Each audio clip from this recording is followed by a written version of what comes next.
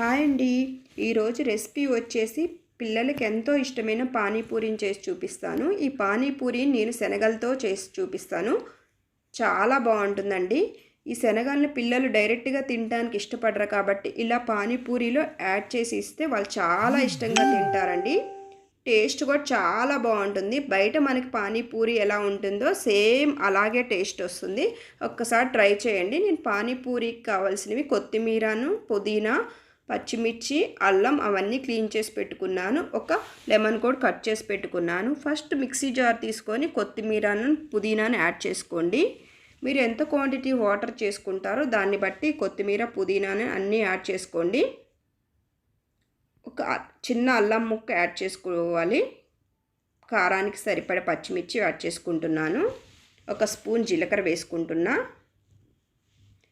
టేస్ట్కి సరిపడ సాల్ట్ వేసుకోవాలి. ఇవన్నీ వేసుకున్న తర్వాత మెత్తగా పేస్ట్ లాగా పట్టుకోవాలండి. కొంచెం వాటర్ పోసుకొని మిక్సీ పట్టుకోండి. నేను ఈ వాటర్ని వడపోయకుండా డైరెక్ట్గా తీసుకుంటున్నానండి. మీరు కావాలంటే వడపోసుకోవచ్చు ఈ వాటర్ని. ఇప్పుడు మీకు ఎంత వాటర్ కావాలో అంత వాటర్ యాడ్ చేసుకోవాలి. ఒకసారి కారం, సాల్ట్ చెక్ చేసుకోండి. నేను లెమన్ అనేది పిండేసుకుంటున్నాను.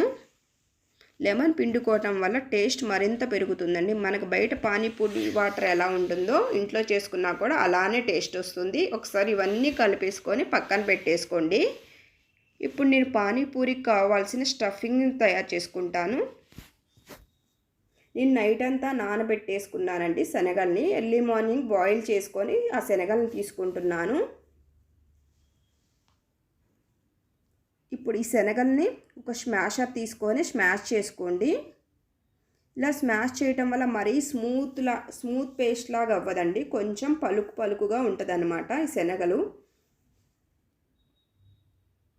మీకు మెత్తగా కావాలంటే మిక్సీ పట్టేసుకోవచ్చండి. పిల్లలు పలుగ్గా ఇలా తినకపోతే మీరు మిక్సీ పట్టేసుకుంటే స్టఫింగ్లోకి చాలా బాగుంటుంది. నేను అందుకనే ఈ శనగల్ని ఇలా కొంచెం స్మాష్ చేసుకొని ఒకసారి కచ్చా పచ్చాగా మిక్సీ పట్టేసుకున్నాను.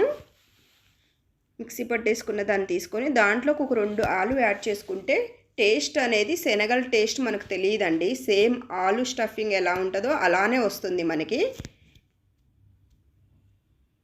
ఇప్పుడు ఇదంతా స్మాష్ చేసుకొని ఒకసారి మొత్తం కలిపేసుకోవాలి. టేస్ట్ చాలా బాగుంటుందండి.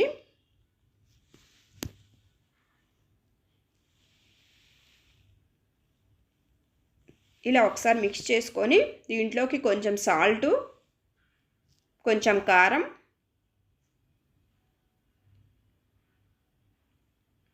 కొంచెం జీలకర్ర పొడి,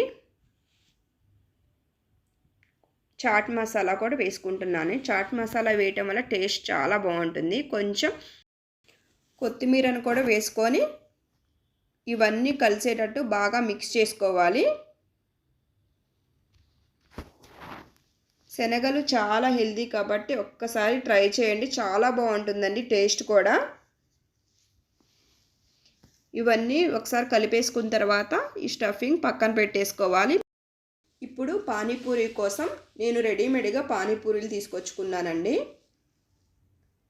వీటిని ఆయిల్లో ఫ్రై చేసుకుంటే సరిపోతుంది. ఆయిల్ పెట్టుకున్నానండి. ఆయిల్ వేడయ్యాక ఈ పానీపూరీని వేసి ఫ్రై చేసుకోవాలి. మీరు కావాలంటే ఈ పానీపూరిని ఇంట్లో అయినా తయారు చేసుకోవచ్చండి. మీకు ఎక్కువ టైం లేనప్పుడు ఇలా రెడీమేడ్గా తెచ్చేసుకుంటే పానీపూరిని చాలా తొందరగా చేసుకోవచ్చండి. పిల్లలు అడిగినప్పుడు వెంటనే చేసి ఇచ్చేయచ్చు. ఇలా పానీపూరీని ఫ్రై చేసుకోవాలండి. మిమ్మల్ని మీ పిల్లలు పానీపూరి అడిగినప్పుడు ఇలా ఇంట్లోనే చాలా ఈజీగా హెల్దీగా చేసి పెట్టండి. వాళ్ళు చాలా ఇష్టంగా తింటారు. బయట మనకి పానీపూరి టేస్ట్ ఎలా ఉంటుందో అలానే ఉంటుందండి. ఇంట్లో చేసుకున్న చాలా బాగుంటుందండి. ఒక్కసారి తప్పకుండా ట్రై చేయండి. ఇలా పానీపూరీలు అన్నిటినీ ఫ్రై చేసుకున్నాను.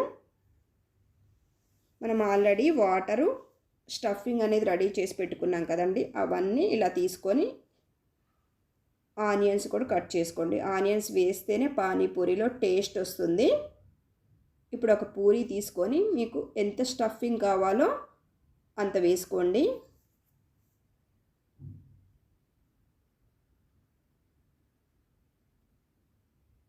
తర్వాత ఆనియన్స్ వేసేసుకొని వాటర్తో ఇలా సర్వ్ చేసుకుంటే అంతేనండి, ఎంతో కమ్మని రుచికరమైన పానీపూరి రెడీ అవుతుందండి. టేస్ట్ అదిరిపోతుందండి. మీరు నమ్మరు కానీ ఒకసారి ట్రై చేయండి. Please subscribe to my channel.